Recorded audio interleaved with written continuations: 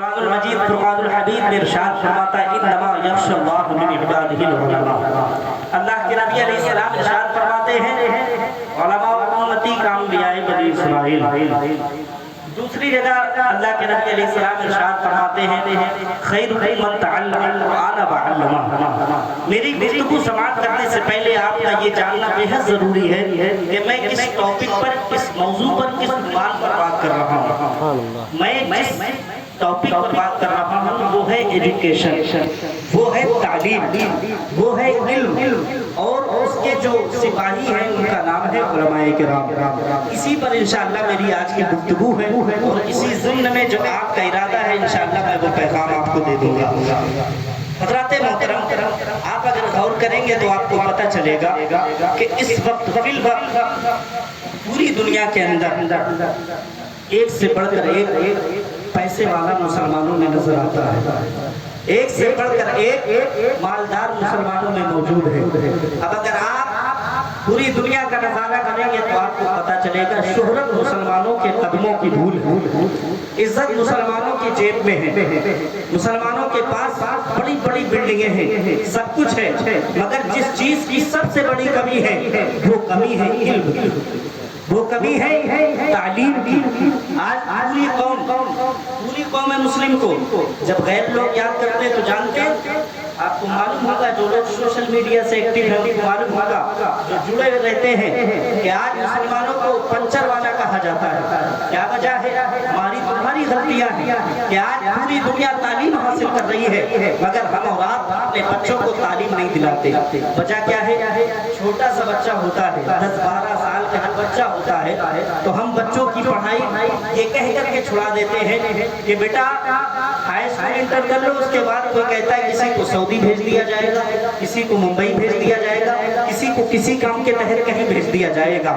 عزیز دوستو یاد رکھو، اگر تمہارے پاس تعلیم نہیں ہے تو تم جہالت کے اندھیرے میں زندگی گزار رہے ہو، اس لیے کہ اگر پوری دنیا میں اپنا نام چاہتے ہو، اگر چاہتے ہو قوم مسلم کا نام ہو تو اپنے بچوں کو پڑھایا کرو۔ بلکہ میں تو یہ کہوں گا کہ دنیا بعد میں پڑھنا، سب سے پہلے دین مصطفیٰ پڑھا لینا، سب سے پہلے اللہ کے نبی علیہ الصلوۃ والتسلیم کی تعلیم دلا لینا۔ یاد رکھو جو تعلیمات مصطفیٰ سے اپنے بچوں کو آراستہ اور پیراستہ کر لیتا ہے پھر اس کے بچے یہاں بھی روشن ہو جایا کرتے ہیں، اور جب میدان محشر میں پہنچے گا تو اس کا صلہ وہاں بھی ملے گا۔ بلکہ میں آپ کو بتاتا چلوں کہ اگر آپ کا بچہ ڈاکٹر ہے تو اس کی ڈاکٹری کا فائدہ اسی دنیا تک محدود ہے، اگر آپ کا بچہ انجینئر ہے تو آپ کے بچے کی انجینئرنگ کا فائدہ اسی دنیا تک محدود ہے، اگر آپ کا بچہ الیکٹرانک ہے یا کوئی بھی مان لیجیے کسی چیز میں بھی مہارت حاصل کرتا ہے تو یاد رکھیے دنیا کی بڑی سے بڑی ڈگری ہو، افسر ہو، جنرل ہو، کرنل ہو، کوئی ہو، اس کی ڈگری اسی دنیا تک محدود ہے،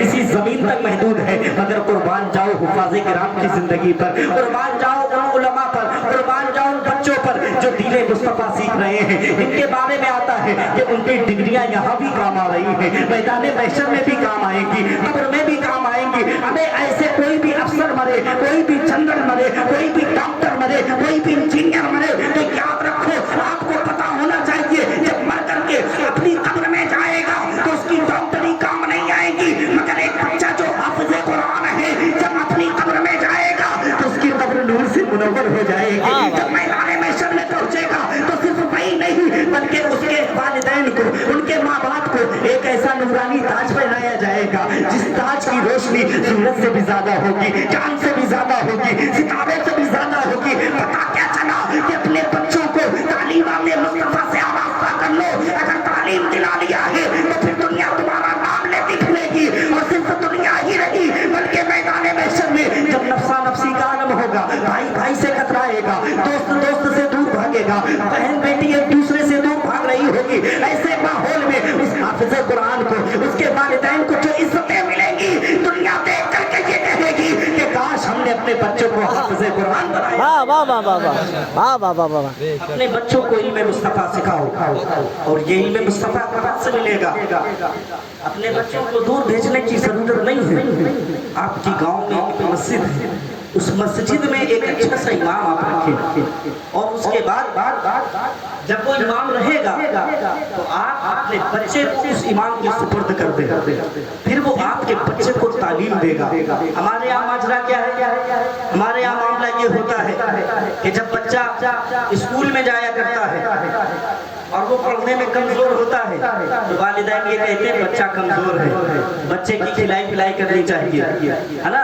اور جب اسکول والدین پڑھتے ہیں تو پھر کیا معاملہ ہوتا ہے, جو وہاں کے ٹیچر ہوتے ہیں, اساتذہ ہوتے ہیں, بڑے ادب سے بڑے احترام سے بات کرتے ہیں. مگر آپ غور کرنا, میں آپ کو بتا کر کے جا رہا ہوں, اگر آپ غور کریں گے تو آپ کو پتا چلے گا کہ آج جب آپ کی بستی میں کوئی امام ہوتا ہے, کوئی حافظ ہوتا ہے, کوئی عالم ہوتا ہے, جب وہ آپ کے بچوں کو پڑھاتا ہے اور پڑھانے کے بعد اگر بچہ کچھ دن نہ پڑھ پائے تو لوگ حافظ قرآن کا گلا پکڑ لیتے ہیں, گریبان پکڑ لیتے ہیں, کہتے ہیں حافظ صاحب کیسے پڑھا رہے ہو. میں نے کہا دنیا کا کوئی اساتذہ ہو, کوئی ٹیچر ہو, کوئی استاذ ہو, آپ کے بچے کو بھول کر کے نہیں پلائے گا. اس لیے اپنے بچوں کو حفاظ کرام بنا کر بنانا ہے. اگر اپنے بچوں کو تعلیمات مصطفیٰ سے آراستہ اور پیراستہ کرنا ہے تو پھر تم کو یہ چاہیے کہ اپنے بچوں کو راہ خدا میں قربان کر دو, اپنے بچوں کو راہ خدا میں دے دیا کرو. اور اس کے بعد میں تم یہ دیکھو گے کہ جب بچہ تمہارا حافظ قرآن یا عالم دین بنے گا, جب دین مصطفیٰ پر عمل کرنے لگے گا تو آپ کو پتا ہوگا.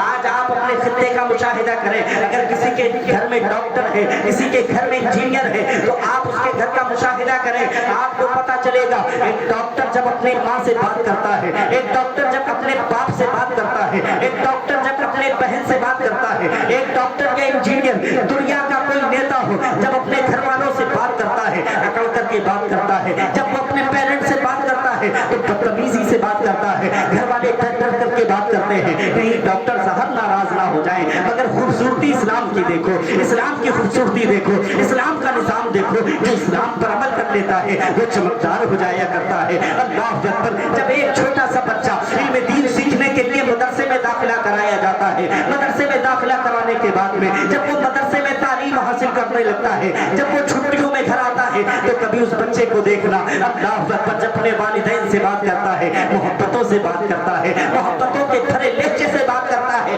وہ یہ بتاتا ہے کہ جو تعلیم مصطفیٰ نے دے دی ہے وہ تعلیم دنیا کی ساری تعلیمات سے بہتر اور سب سے اعلیٰ اور سب سے افضل ہے. جو تعلیم میرے مصطفیٰ نے دی ہے وہ تعلیم سب سے افضل ہے, سب سے اعلیٰ ہے. اب اسی تعلیم کو اگر آپ کو جاننا ہے تو اور دل کو قریب کیجئے, ذرا ایک بار کہہ دیں سبحان اللہ. آپ کو پتہ چل رہا ہے میں کس ٹاپک پہ بات کر رہا ہوں؟ ایجوکیشن, تعلیم, جو آج مسلمانوں کے لیے سب سے زیادہ امپورٹنٹ ہے, سب سے زیادہ ضرورت کے حامل ہے. اب آپ ذرا دل کو قریب کیجئے, میں آپ کو بتاتا ہوں یہی تعلیم ہے. دنیا میں کم و بیش پیغمبران الزام آئے, دوسری قوم کو آپ دیکھیں ان کے بھی رہبر آئے, ان کے بھی رہنما آئے. اچھا سب آئے, آنے کے بعد میں ان کے ماننے والوں سے, دوسرے دھرم والوں سے آپ پوچھیں گے, دوسری قوم سے آپ پوچھیں گے کہ انہوں نے اپنے نبی کی سیرت پر یا اپنے رہبر اور رہنما کی سیرت پر کوئی مکمل کتاب لکھی, تو جواب ملے گا نہیں, آج تک کوئی نہیں لکھ پایا. اور یہ آپ کو حقیقت بتا رہا ہوں, آپ جا کر کے غور کر لیجئے گا, اپنے رہبر اور رہنما کی سیرت پر مسلمانوں کے علاوہ کوئی آج تک کتاب نہیں لکھ پایا. اور سنیے گا, میں آپ کو بتانا کیا چاہتا ہوں, پیغام محبت دینا چاہتا ہوں. میں بتا رہا تھا بات چلی تھی علم مصطفیٰ کی.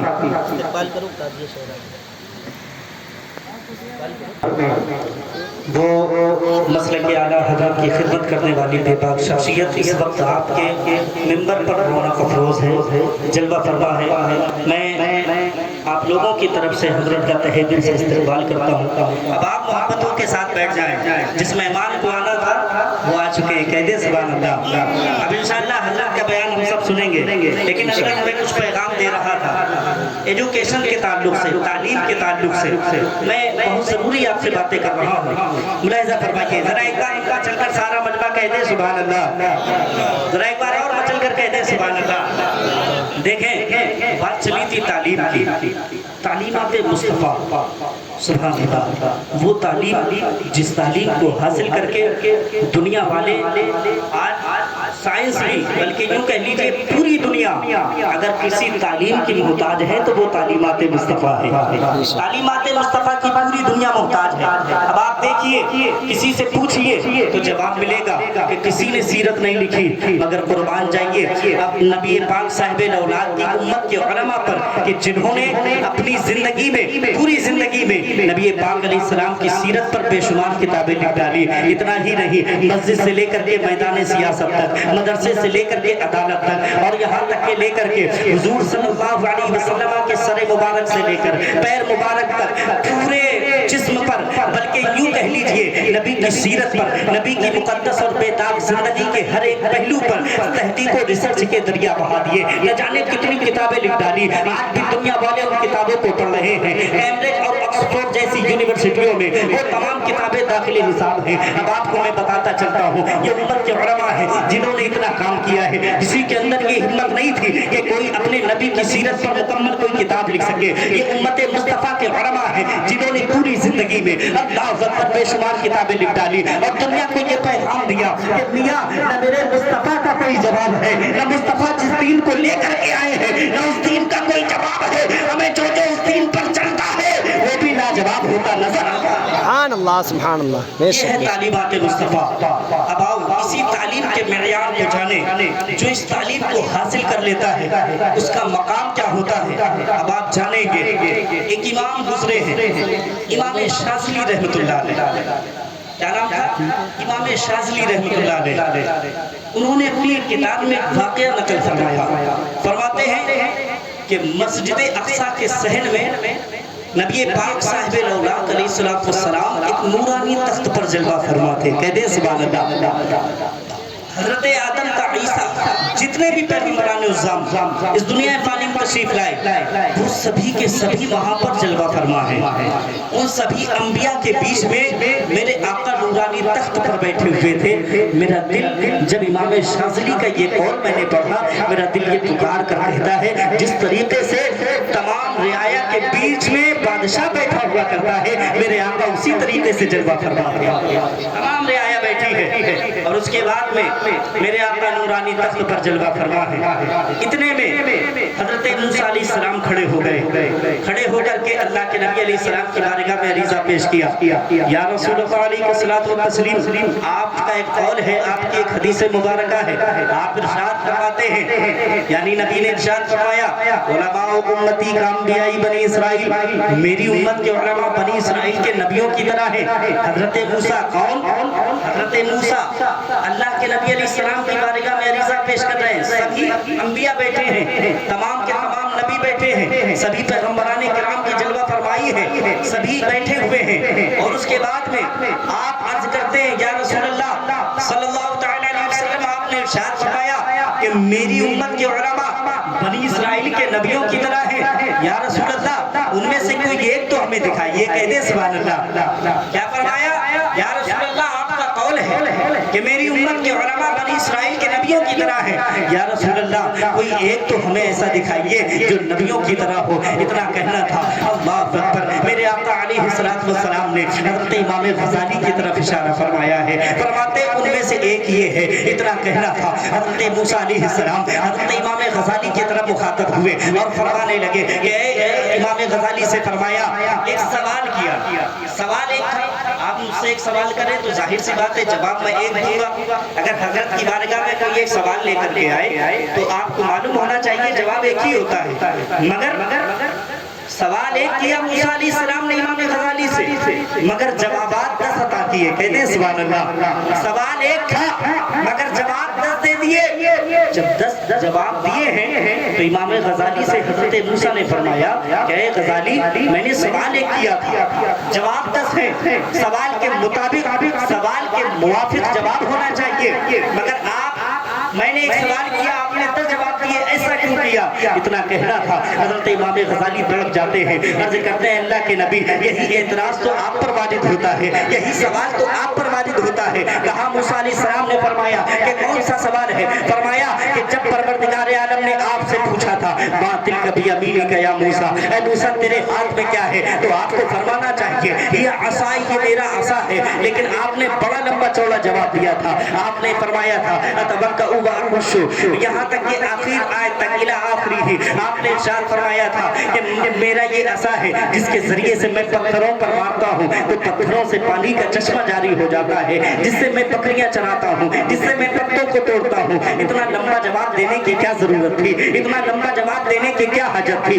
اتنا کہنا تھا حضرت امام غزالی سے موسیٰ علیہ السلام ارشاد فرماتے ہیں اے غزالی تم نہیں جانتے مقصد میرا یہ تھا منشا میری یہ تھی اس وجہ سے میں نے لمبا جواب دیا تھا اس وجہ سے میں نے طویل جواب دیا تھا اس وجہ سے میں نے مفصل جواب دیا تھا تاکہ میں دیر تک رب کی بارگاہ میں بات کر سکوں تاکہ میں دیر تک رب سے ہم کلامی کا شرف حاصل کر سکوں اتنا کہنا تھا حضرت امام غزالی دوڑ جاتے ہیں عرض کرتے ہیں اللہ کے نبی یہی مقصد غزالی کا ہے یہی منشا غزالی کی ہے کہ جس پروردگار عالم کی بارگاہ میں جس نبی نے دیر تک ہم کلامی کا شرف حاصل کیا ہے غزالی کا مقصد یہ ہے کہ وہ بھی اسی نبی سے دیر تک باتیں کرنا چاہتا ہے سبحان اللہ سبحان اللہ کون ہے امام غزالی ہے جعفر عرض کرتے ہیں اس وجہ سے تاکہ دیر تک ان کا نامی کا شرف حاصل ہو سکے اتنا کہنا تھا نبی تڑپ جاتے ہیں حضرت امام غزالی کی پشت پر ہاتھ رکھ کر کے ارشاد فرماتے ہیں کہ غزالی بس بس ادب اللہ اکبر ذرا غور کرنے کا مقام ہے یہ امت کا ایک عالم ہے مگر غور کرنے کا مقام ہے آج کیا ہو گیا آج لوگ علماء کو کولہو کا بیل سمجھتے ہیں لوگ یہ سمجھتے ہیں کہ علماء کی زندگی کیا زندگی ہوتی ہے علماء کی زندگی کیا ہے 5-6 ہزار میں یہ امامت کر لیتے ہیں 5-6 ہزار میں یہ مدرسہ پڑھا لیتے ہیں زندگی کیا ہوتی ہے میں آپ کو بتاتا ہوں میاں بڑے سے بڑا آپ امیر زادہ لے آئے بڑے سے بڑا آپ شہزادہ لے آئے بڑے سے بڑے راجہ اور منتری کے بیٹے کو لے کر کے آئے تو آپ کو پتا چلے گا اس کے لیے نبی نے ارشاد نہیں فرمایا بلکہ آپ کی مسجد کے امام کے لیے علماء کے لیے نبی ارشاد فرماتے ہیں علماء امتی کا انبیاء بنی اسرائیل یہی ارشاد فرماتے ہیں من زار عالما فکأنما زارنی ومن صافح عالما فکأنما صافحنی ومن جالس عالما فکأنما جالسنی ومن جالسنی اجلسہ اللہ یوم القیامت فی الجنہ لاؤ کوئی ایسا جس کے لیے نبی ارشاد فرمائے اس کا چلنا میری طرح ہے اس کا بیٹھنا میری طرح ہے اس سے مسافہ کرنا مجھ سے مسافہ کرنا ہے اس کی بارگاہ میں بیٹھنا میری بارگاہ میں بیٹھنا ہے ارے میں کہتا ہوں وہ تمہاری زندگی ہوگی جس زندگی میں تم لوگوں کو پیسے سے اہمیت دیتے ہوگے یاد رکھو یہ مصطفیٰ کی بارگاہ ہے یہاں دنیا کے سکے نہیں دیکھے جاتے یہاں جو شریعت پر قائم ہوتا ہے وہی سب سے افضل و اعلیٰ ہوا کرتا ہے سمجھ رہے ہیں آپ مصطفیٰ کی بارگاہ ہے اسی بارگاہ کے لیے اللہ اکبر میرے اعلیٰ حضرت فرماتے ہیں وہ جو نہ تھے تو کچھ نہ تھا وہ جو نہ ہو تو کچھ نہ ہو جان ہے وہ جہان کی جان ہے تو جہان ہے اللہ اکبر آپ کو غور کرنا چاہیے پوری دنیا کے اندر مسلمانوں کی اس وقت کیا حالت ہے یہ حالت ہے کہ آج ہم نے اپنے بچوں کو نہیں پڑھایا آج ہم نے اپنے بیٹیوں کو نہیں پڑھایا اور اللہ اکبر پڑھایا تو کیا صلہ ملا اللہ اکبر غور کرنے کا مقام ہے پوری دنیا میں تم فٹ بال کی طرح ہو چکے ہو ہر آدمی تم کو لات مارنے کو سوچ رہا ہے ہر آدمی تم کو اپنی نظر سے گرائے ہوئے ہے وجہ کیا ہے تم نے تعلیمات سے اپنے آپ کو دور کر لیا ہے اپنے بچوں کو دور کر لیا ہے جو رسی اللہ اور اس کے رسول کی تھی جو راستہ پروردگار کی بارگاہ میں جاتا تھا اس راستے سے تم نے منہ موڑ لیا ہے اگر چاہتے ہو تم کے دنیا میں تمہارا نام ہو اگر چاہتے ہو کہ جس طریقے سے پہلے دنیا والے مسلمانوں کے ساتھ مسلمانوں کے پیچھے چلا کرتے تھے اگر چاہتے ہو تو پھر آؤ تعلیمات مصطفیٰ سے اپنے آپ کو آراستہ کرو اپنے بچوں کو آراستہ کرو پھر یہ ہوگا کہ ابھی تو تم دنیا کے چاہنے والے بنتے ہو پھر دنیا والے تمہارے چاہنے والے بنیں گے تمہارے قدموں میں آ کر کے گریں گے اللہ اکبر ایک وہ دور تھا جس دور کے لیے قلندر لاہوری نے ڈاکٹر اقبال نے بڑا تڑپ کر کے کہا تھا کہ دشت تو دشت ہے دریا بھی نہ چھوڑے ہم نے پہلے ظلمات میں دوڑا دیے گھوڑے ہم نے اللہ اکبر آج ہمارے اندر ایمان نہیں ہے اپنے بچوں کو پڑھاتے رہیے یاد رکھیے اگر آپ نے اپنے بچوں کو تعلیم نہیں دی ہے تو آنے والا جو ان کا کل ہے آنے والا جو ان کا مستقبل ہے آنے والا جو ان کا فیوچر ہے پھر یہ بھی اندھیرے میں رہیں گے جس طریقے سے آج تم اندھیرے میں زندگی گزار رہے ہو کہیں ایسا نہ ہو کہ تمہارے بچے یار باپ یہ چاہتا ہے کہ مجھ سے زیادہ میرا بیٹا तरक्की करे। हर बाप ये चाहता है कि मुझसे ज्यादा मेरे बच्चे का नाम हो। तुम कैसे बाप हो कि अपने बेटे को पढ़ाना नहीं जानते? याद रखो, अगर तुम दीन मुस्तफा से इन बच्चों को सजा दोगे, दीन मुस्तफा की तालीम इन बच्चों को दे दोगे, तो फिर याद रखो तुम्हें इनको किसी और चीज की तालीम देने की जरूरत नहीं है। सिर्फ दीन मुस्तफा अगर इनको पढ़ा दिया है तो ये यहाँ भी कामयाब है, मैदान महशर में भी कामयाब नजर आएंगे। समझ रहे हैं? सिर्फ दीनी तालीम। अब मैं आपको बताऊं, लोग ये समझते हैं कि उलमा को रूह का बैल है। उलमा की जिंदगी क्या जिंदगी है? 5-6 हजार में पढ़ाने के लिए आ जाते हैं, कहीं से भी मिला लो। अगर 6,000 वाला गया तो 5,000 वाला तैयार है। लेकिन अजीजों दोस्तों, मैं आपको ये बताना चाहता हूँ, उलमा की कुर्बानी को याद करो। आपको पता होना चाहिए आज 20 तारीख थी, अभी 5 दिन पहले 15 अगस्त थी। आपको मालूम होना चाहिए कि रवायत में आता है, किताबों में आता है, मुहद्दिसीन ने लिखा है कि अगर उलमाए किराम ने अपनी कुर्बानियां न दी होती तो आज भी देश गुलामी की जंजीरों में जकड़ा हुआ होता। ये तुमको कौन बताएगा? ये तुमको कोई और नहीं बताएगा, बल्कि ये तुमको तुम्हारे उलमा बताएंगे। रवायतों में आता है, किताबों में मुफस्सिरीन ने, मुहक्किकीन ने लिखा है कि 70,000 उलमाए किराम ने अपनी जान को कुर्बान किया है। इसके लिए, सिर्फ इसलिए ताकि देश आजाद हो जाए, देश गुलामी की जंजीरों से निकल जाए। अल्लाहु अकबर। आज लोग ये सवाल करते हैं कि मियां तुम देश से कितनी मोहब्बत करते हो, तुम्हारे अंदर देशभक्ति का जज्बा कितना है? मैं कहता हूँ, मैं सिर्फ तिरंगा लेकर के लोगों को ये बताने नहीं निकलता कि मैं देश से प्यार करता हूँ। अगर मैं कहता हूँ पूरी दुनिया को, बल्कि पूरे हिंदुस्तान वालों को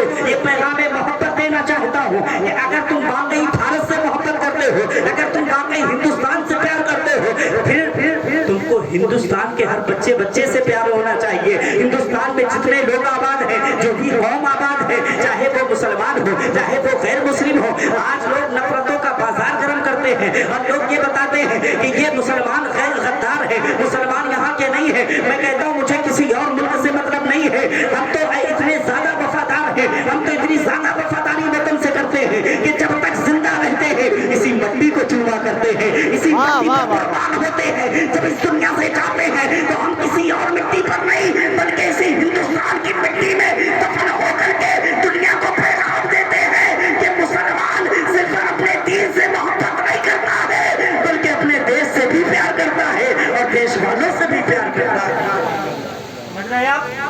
अल्हम्दुलिल्लाह, नबी के चाहने वाले हैं और उस नबी ने हमें ये तरीका दिया है कि हम जहाँ पर रहते हैं उस मुल्क से प्यार करते हैं। बात बड़ी दूर निकल जाएगी। मैं बात कर रहा था तालीम की। आपको मालूम होना चाहिए, अंग्रेजों के खिलाफ सबसे पहले जिसने फतवा जिहाद दिया था वो कोई और नहीं था, बल्कि अल्लामा फजल हक खैराबादी की साथ थी। आप अगर पढ़ते जाएंगे तो आपको पता चलेगा कि एक से बढ़कर एक उलमाए किराम ने अपनी कुर्बानियां पेश की है। न जाने कितनों को फांसी पर लटकाया गया है। देश ऐसे नहीं आजाद हुआ, किसी एक कौम ने नहीं आजाद कराया, बल्कि यहाँ तक कि सबने आजाद कराया है। सबका इसमें हिस्सा है। और उलमाए किराम ने क्या क्या कुर्बानियां दी है आपको मालूम होना चाहिए। न जाने कितने उलमाए किराम को फांसी पर लटकाया गया, न जाने कितने उलमाए किराम के हाथ पैरों को काट दिया गया, कितने को काले पानी की सजा दी गई। मगर कुर्बान जाइए उम्मत के उलमा पर कि जिन्होंने देश से वफादारी करके लोगों को ये पैगाम दिया था। ये लोगों, देश से वफादारी करना किसी को दिखाने के लिए नहीं, बल्कि अपने दीन पर चलते हुए,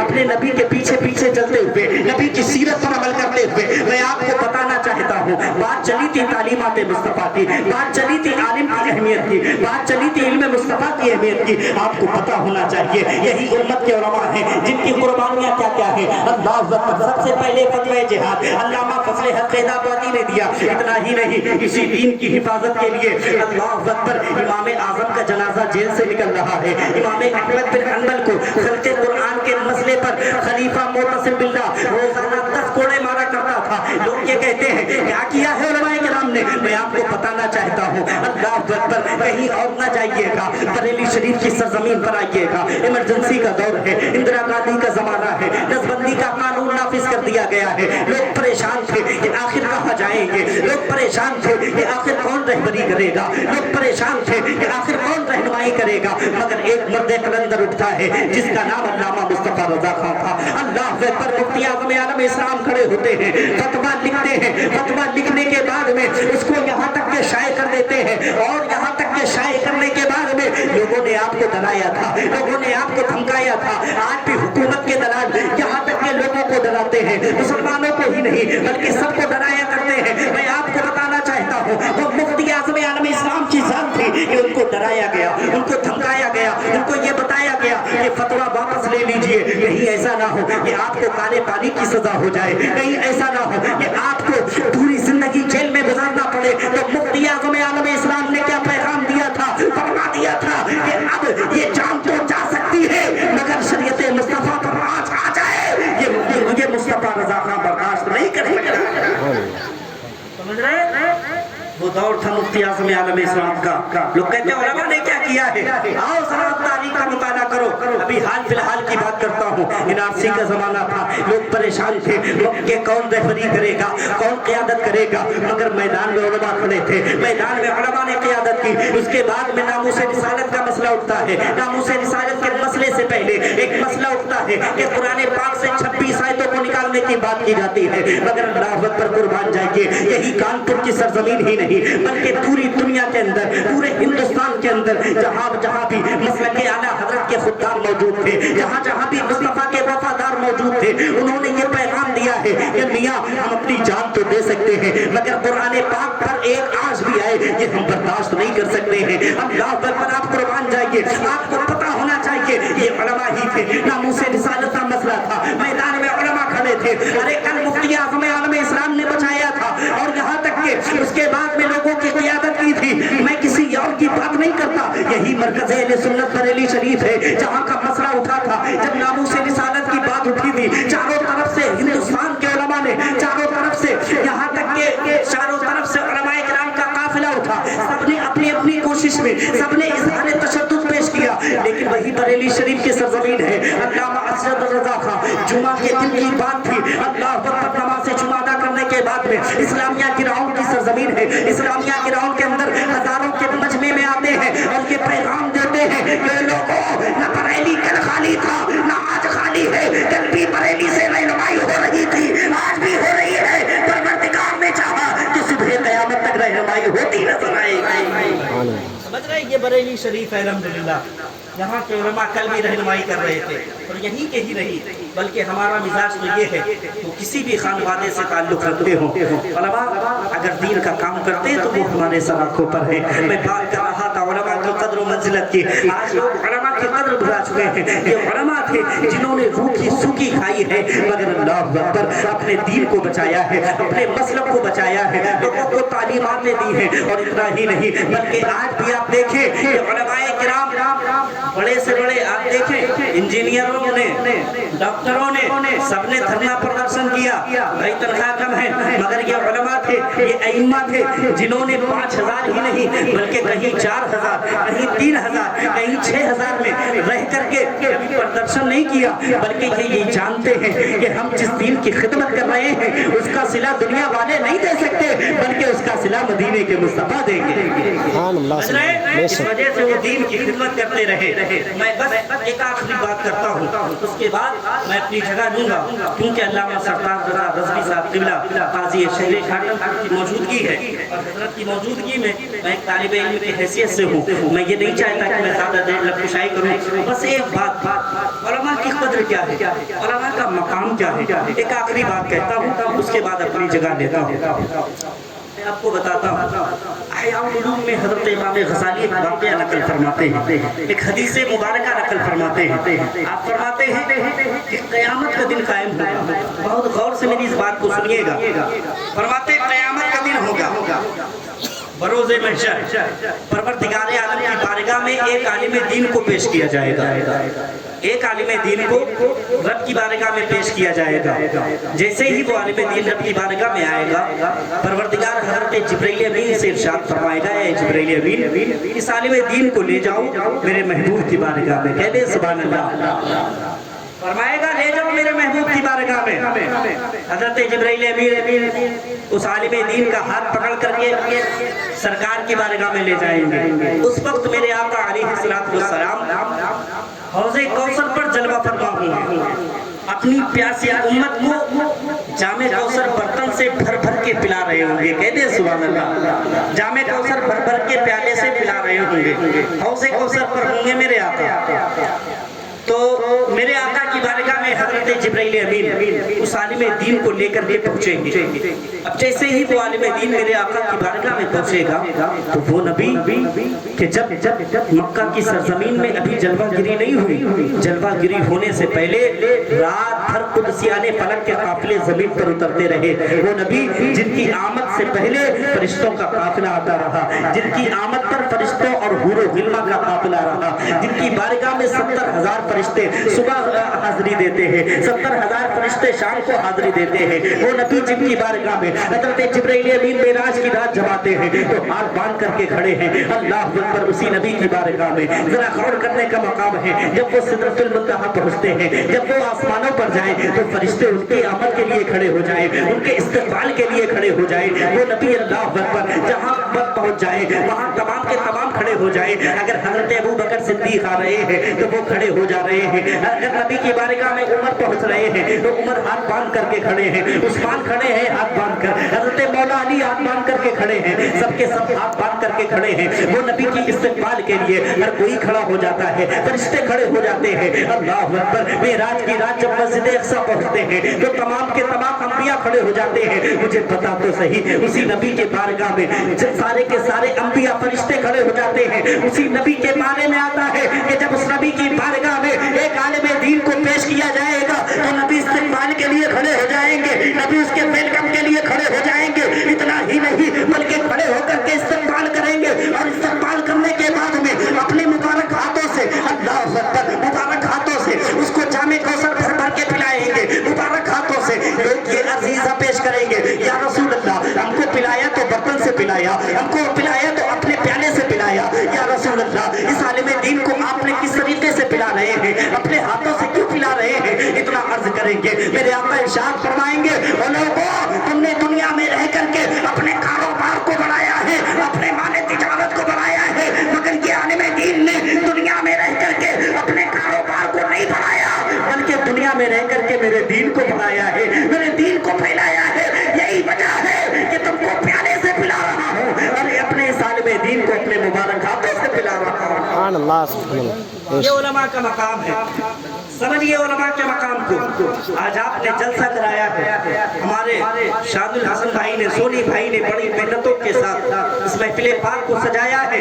मैं आपको पैगाम मोहब्बत देता हूँ कि सिर्फ चंद लम्हों के लिए आप उलमा को बुला करके आगे पीछे लग करके खिदमत करके सिर्फ सामने खिदमत करने के बाद में पीठ पीछे कभी बुराई न करना। सिर्फ ये न कीजिएगा कि उलमा को बुलाने के बाद में कुछ देर खिदमत कर लिया उसके बाद उलमा चले गए। नहीं मेरे दोस्तों, बल्कि आप अपनी मस्जिद के इमाम की जिस तरीके से शुरू से आप इज्जत करते हैं उसी तरीके से आखिर तक इज्जत किया करो। अगर किसी इमाम को रखा करो तो उसकी कभी बेइज्जती न किया करो, उसके अखराजात को अपने अखराजात समझा करो, उसकी मुश्किलात को अपनी मुश्किलात समझा करो। जब उसकी परेशानियों को अपनी परेशानियां समझने लगोगे तो फिर याद रखो उसकी तमाम मुश्किलात को दूर करने के लिए तुम भी तड़प जाया करोगे। इसलिए आज हमारे दरमियान में मस्जिद मौजूद है मगर मस्जिद में अल्लाह अकबर अफसोस का मकाम है, अफसोस की बात है कि मस्जिद तो मौजूद है मगर मस्जिद में कोई इमाम नहीं है, कोई हाफिज़ कुरान नहीं है, कोई आलिम दीन नहीं है। वो बस्ती वालों खुदा के अजाब से डरो,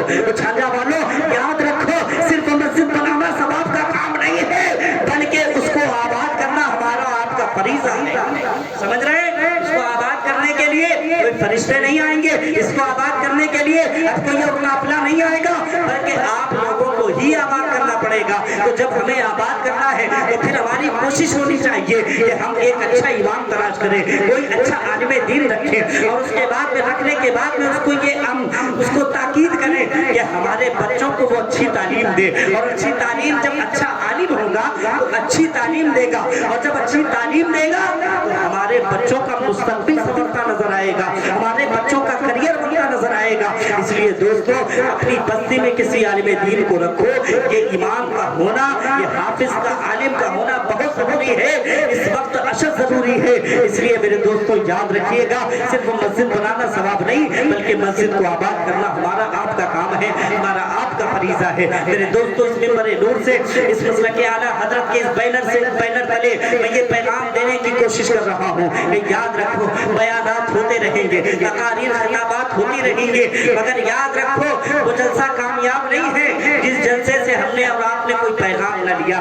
ہمیں چاہیے کہ ان جلسوں سے اپنی زندگی کو سنواریں، ان جلسوں سے کوئی پیغام لے کر کے گھر لوٹیں، اور جب کوئی پیغام لیں گے، جب اس پر عمل کریں گے تو آپ کا یہاں بیٹھنا بھی قبول ہے اور آپ کا یہاں پر آنا بھی قبول ہے۔